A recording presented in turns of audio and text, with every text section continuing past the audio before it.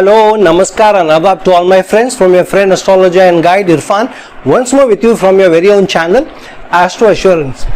We have looked at a number of things that we can ascertain into a relationship. Before we go ahead, we have looked at what is the best timing that can be possible for us to get into a relationship.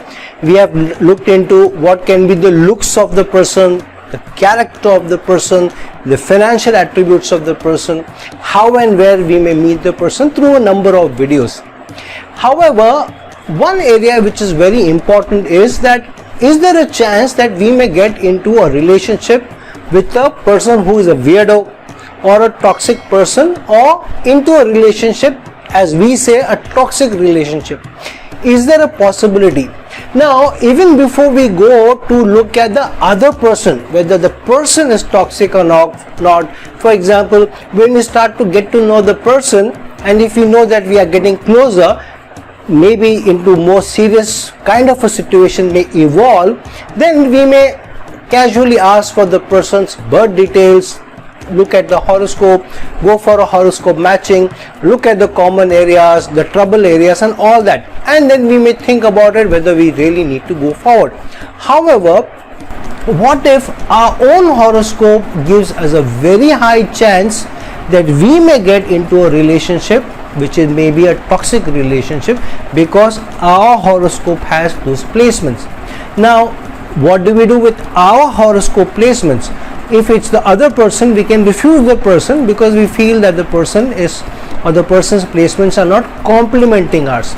Secondly, if you want to go for an ideal placement because our placements are really horrific, then we may need to compromise on a number of factors like personality of the person, education of the person, financial wherewithal of the person, likes and dislikes of the person, because we are trying to avoid the toxic situation because our placements are very not balanced or not good. So then we don't want to compromise also. So what should we do to know and then maybe to avoid getting into a really toxic relationship?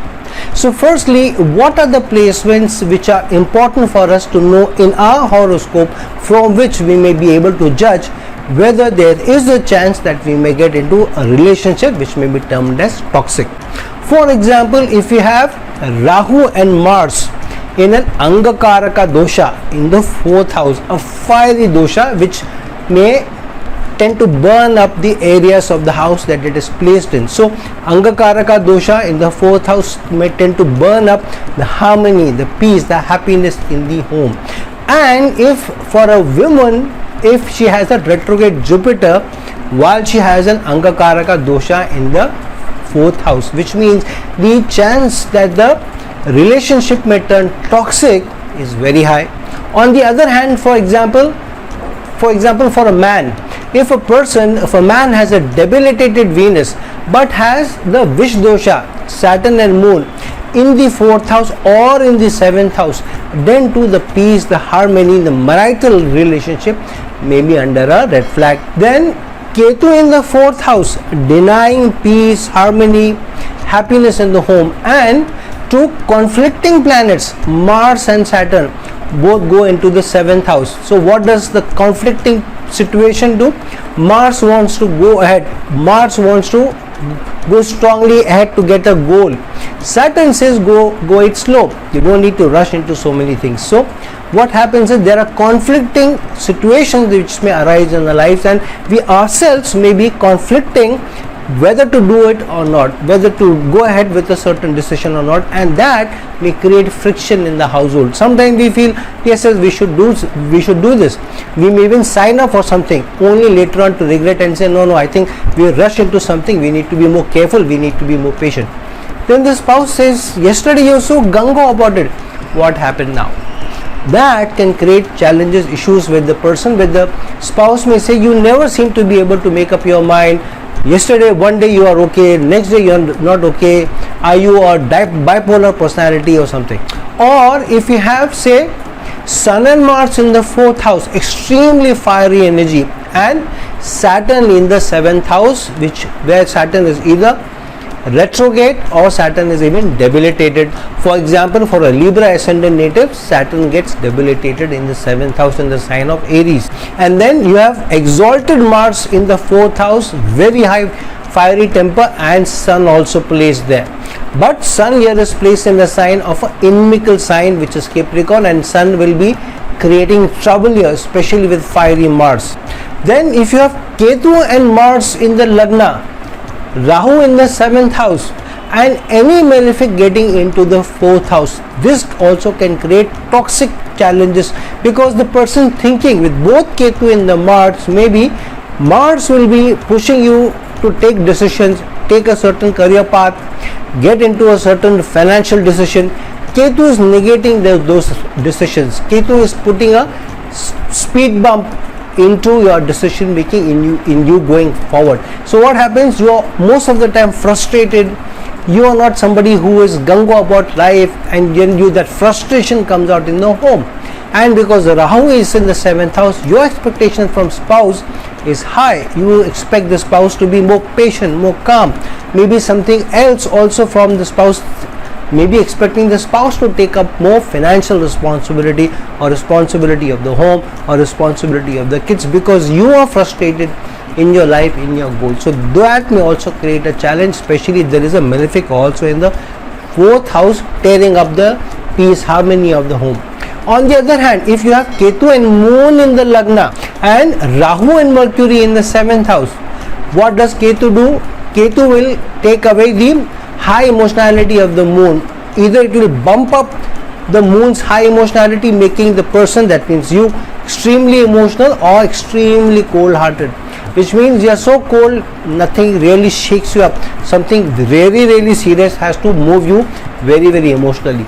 On the other hand, Rahu and Mercury going into the 7th house, which means extremely complaining, extremely analytical person, extremely demanding person also, and perfectionist approach because of Rahu expansion energy and Mercury the complaining perfectionist energy. Then if you have Rahu and Moon in the 5th house, which means every and now and then romantically you get connected to somebody, which may be a unusual moon energy, unusual emotional energy, unusual dependency, unusual clinging to the person, unusual support expectation from the other person also, because of which Rahu gets you into wrong relations, makes you dependent emotionally on a wrong person who may not be able to give you that support, who may not be able to give you that solace, the love and affection, because of which later on the relationship also, because of expectation feeling, may turn toxic. Now here many of the challenges are at your end, but because the other person may not be able to cater to or be patient, persevere, be calm, be able to offer support, then what happens is the person also reacts, the person also explodes.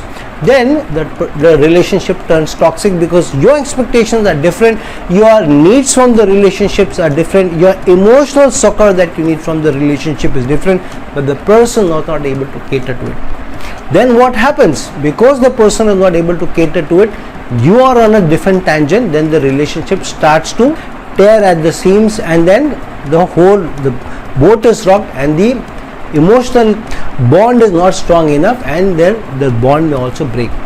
Another situation where Rahu and Mars are in the 8th house. From the 8th house, Rahu will be aspecting your 4th house, Mars will be aspecting both the 2nd house and your 3rd house, the Kama Bhava, which means this can also bring about a situation where external involvement into your relationship may come about. It could come about either through you or your partner, depending on what the placement of the partner's horoscope is, which may end up later on exploding the peace, the harmony and the romance and the love and affection in the relationship. So one has to be very careful when you get into all these different combinations and permutations. So in simple, watch out if your Lagna, your Kama Bhavas, your 4th house and the 7th house and the 5th house has challenging malefics, challenging doshas, challenging placements. Especially if the Lagna, the 3rd house, 4th house, 5th and the 7th, any of these houses or 2 of these houses have malefics doshas, retrograde planets, especially if you are a woman, you have a retrograde Jupiter and you have malefics in the 4th and the 7th house, or if you are a man, you have a combustor of retrograde Venus and you have malefics in the 4th and the 7th house, then the chance that you may get into a toxic relationship is very, very high. Then what should one do? Firstly, look for somebody who has very strong principles and values himself or herself, is very calm, is composed and is very balanced and is very liberal in their thoughts, knows that different kinds of people may have different kinds of personalities. Be open of some of your challenges, not too early into the relationship, but after you have established a fair degree of comfort, let the person know what your hot buttons are and that you'll work on them. Third, look for somebody who values relationship, especially because a relationship between a couple is very, very important, and if there is a person who values relationship, is very principled, is calm, composed and knows what your hot buttons are and will avoid pushing those hot buttons, then that person may be the person for you. And lastly, wait for the right period to get married to the person. Only after, or get into a relationship with the person, only after you have spent enough time and when the period, the dasha antardasha is right and the transits also are right. We have done a video only yesterday about the right period when you may get into a relationship. Do take pointers from them. So friends, relationships are very, very important. Relationships are also something which may either make a world or may mar our world, may also make us either very, very happy or also make our relationship or peace of mind very, very toxic. So it's always better to be more careful before we get into a relationship, especially if the trouble is more at our end and we may not always have the choice of the best complementing energy in the person or the person's horoscope. So if you are aware of the own fallacies in our own horoscope and what the challenges are, then we may avoid getting into a relationship with somebody else who also may carry the toxic energy, may also carry similar placements. So if somebody has Rahu and Mars in the 4th house, for example, if you have Rahu and Mars in the 4th house, somebody else or your partner has Saturn and Moon in the 4th house, then you're doomed, because the relationship will turn up into a toxic relationship both for you and the other person.